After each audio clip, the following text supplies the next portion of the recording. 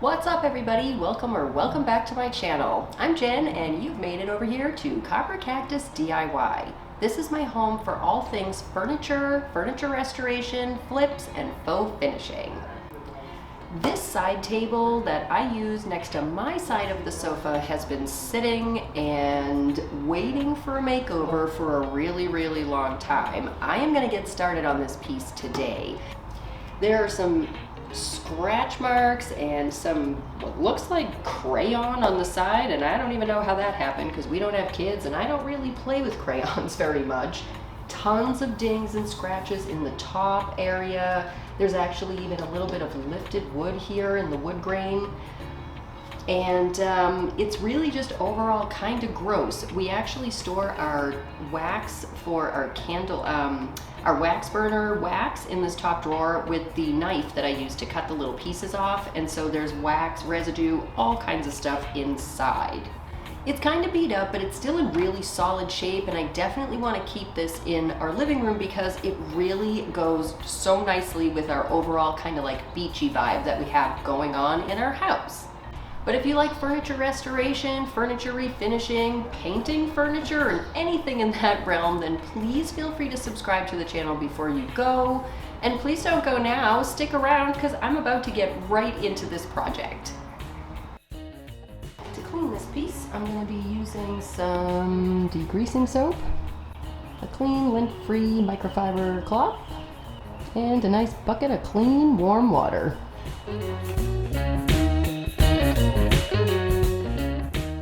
This is a solid maple table and I love it. Style, shape, size, everything. It's super functional for us.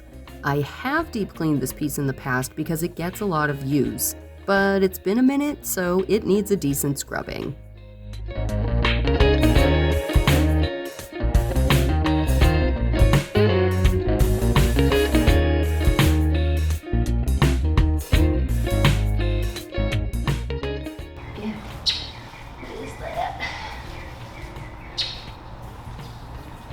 I don't know what that is. Let's show it on camera though. I'm facing into the sun, so hopefully you can see this, but there's like some blue goo. It's coming down the side of this leg. Not great.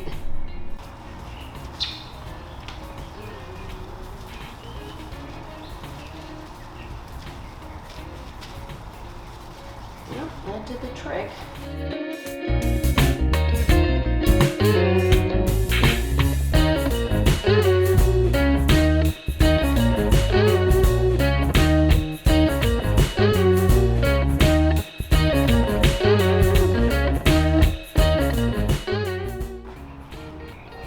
Just from this one little piece, pretty gross.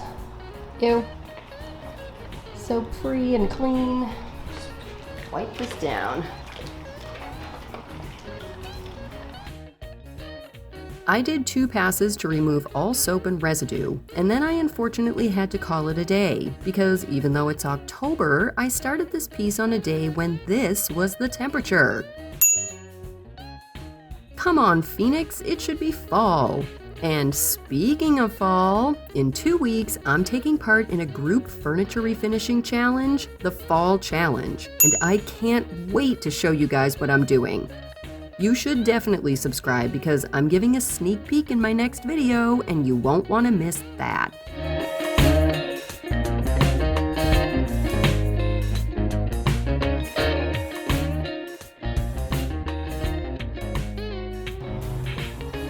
Pretty gross. You can see that's just after 1 pass. I'm going to do a second pass off camera and then let this thing dry.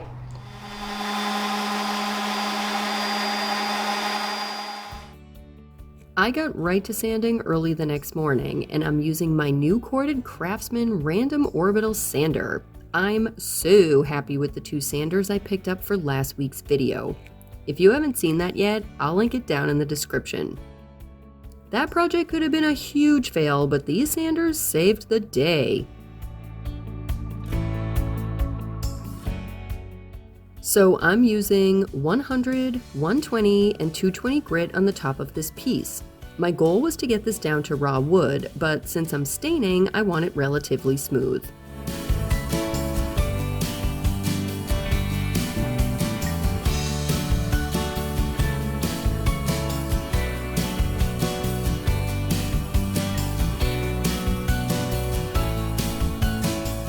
Then I used the orbital and my Black & Decker detail sander with a 220 grit to scuff sand the rest of the piece. Since I'm painting the base, I don't need more than a good tooth for the paint to have something to grip to.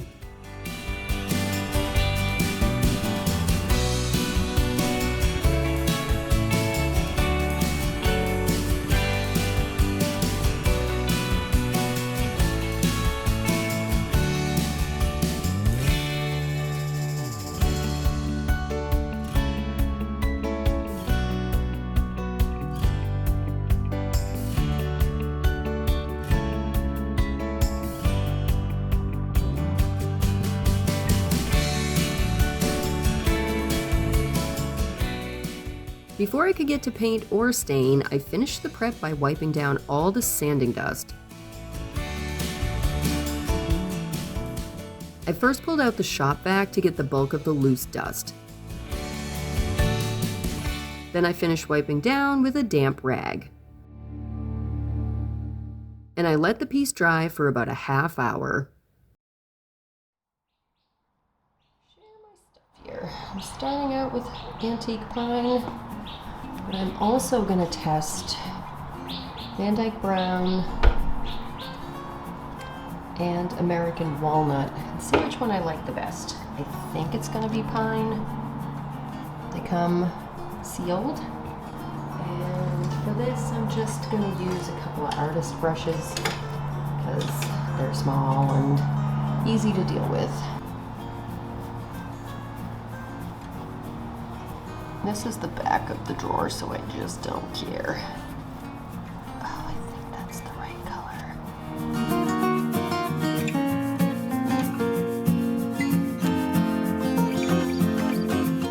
This one is Van Dyke Brown. That's too dark. I can already tell that one's too dark, but that's gonna maybe be perfect for Matt's side table. Ooh, yeah.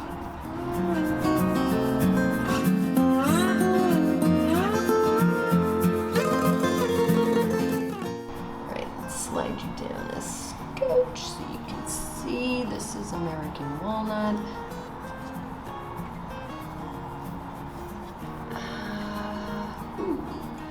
Now I kind of like that, but that's red. That is what we're going to use on Matt's side table, for sure. Alright, I think for our purposes, and it's reading a little different on camera, but I think for our purposes, this one matches our coffee table the best, so this is the color that I'm going to go with for the top and the hardware. So, yep, testing done, time to get staining. I'm using a 1.5 inch angled purdy, which has clearly had some love. I'm using Stain and Seal by Fauxeffects International on the drawer pull and the top of this piece. As you just saw, this is in the color Antique Pine. I've been using Fauxeffects products for years, and this is one of my favorites. It's a highly pigmented formula, but it's not an oil-based formula. So not only is it soap and water cleanup, but this is an all-in-one stain.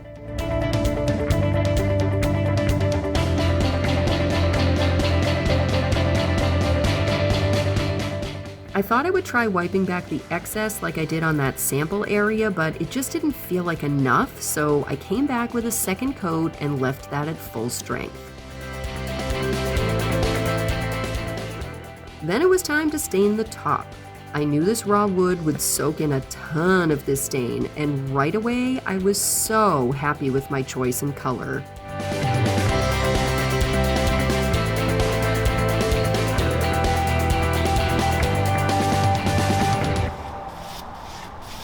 Making sure though to push in to get it down into the crevasses. And letting the brush strokes kind of guide me because you will see the real grain come through for sure, but I kind of like some of these areas where you can tell that it was a little thicker on my brush. Makes it look more like a graining. Do the edge at the same time so it doesn't get too dark at the top edge.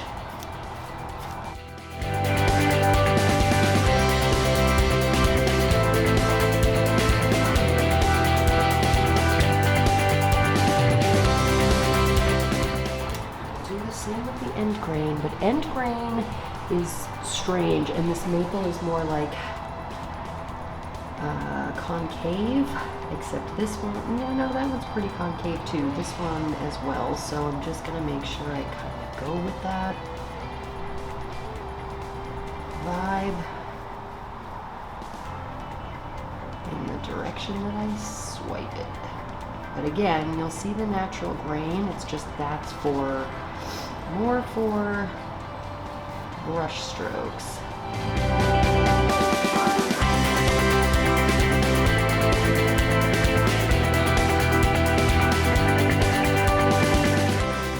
And you can see this is already drying because we live in the driest place in the world. I'm just gonna keep going, doing it the same way, but I'll high speed this for the rest of the top.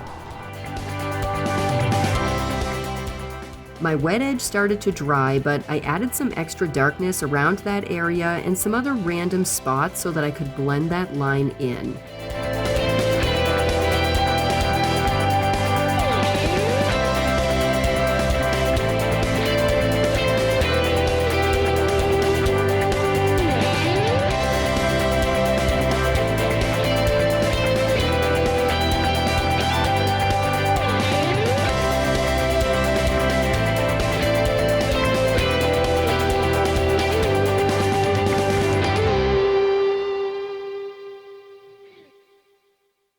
I finished up the ends and the back edge, then left it to dry.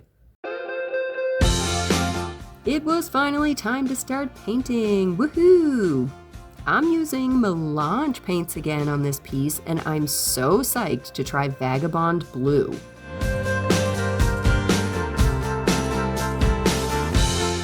I didn't tape off the top because it overhangs by quite a bit. I knew I could smush the bristles into the underside, so I wasn't risking bumping into the stain.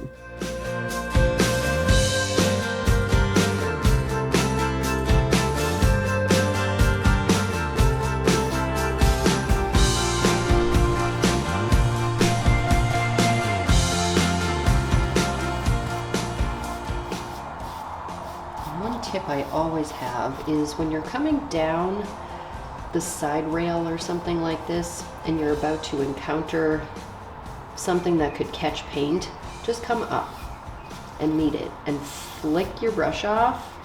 That way it doesn't leave a big pool of paint. This paint is awesome. It applies so smooth and even. I didn't have any trouble around these spindles getting the paint to smooth out. Plus, it seemed to self-level, so no worries on brush strokes. I did a second coat off camera, but it was just a coverage coat. This first coat was pretty solid. And I almost forgot the drawer. Washed my brush and everything, so I'm using a 1.5 inch angled purdy here instead. While I finished the base, it started raining and a storm rolled in.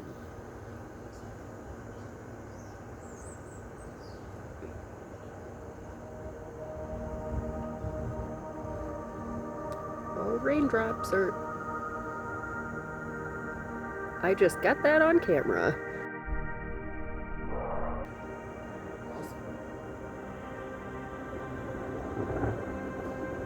She's right there.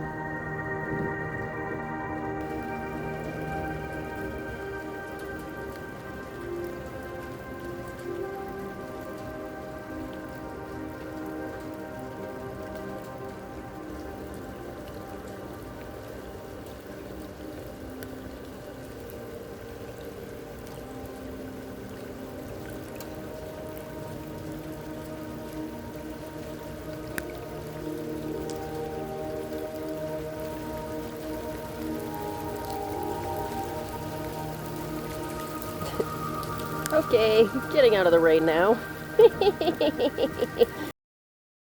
I mean, how could we not take a break when weather is so rare in Phoenix? This could be the last rain we see for literal months, so we enjoyed it. Then I got back to painting, listening to the rain and thunder. It was a really nice way to end the day.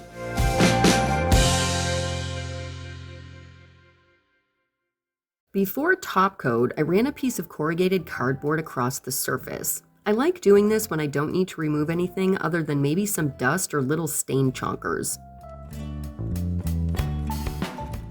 I wiped back anything that came up with a dry microfiber rag. I'm doing 2 coats of Fauxeffects Varnish Plus in satin. Technically, you don't need additional top coat with stain and seal, but I want the extra protection because this table gets a lot of use. And it went on so smooth. I love this top coat because it self-levels and doesn't really show brush strokes even in this satin sheen. Hang out to the beauty shots to see what I'm talking about. I let it dry for about a half hour before painting the second coat of the base, which I did off camera.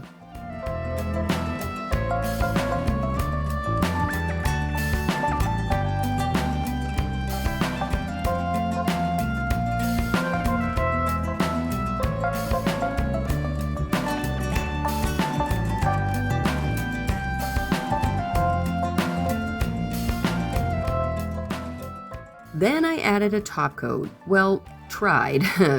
Sadly, my once favorite Modern Masters Dead Flat Varnish betrayed me.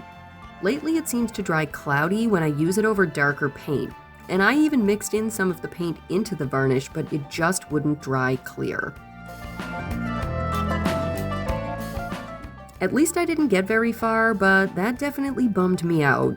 So I let that dry and then I covered it with another coat of Melange. I'll need a top coat and I'll have to figure that out later, but for now, this solid maple side table makeover is finished.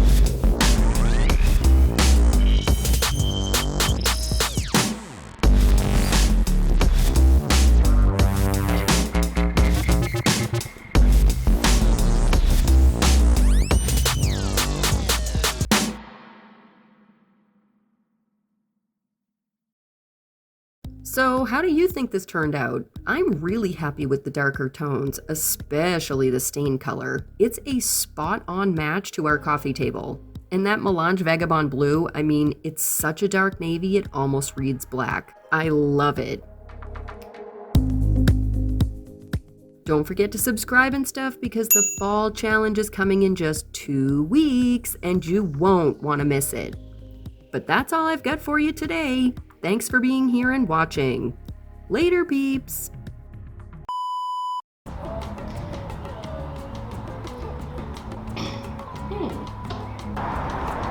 Just till the screw strips out, I'm screwed. Pun definitely not intended.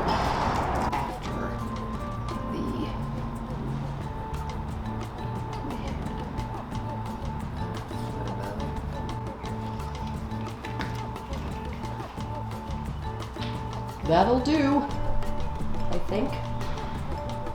Do I have to say anything else? Oh yeah, don't forget to like the video too.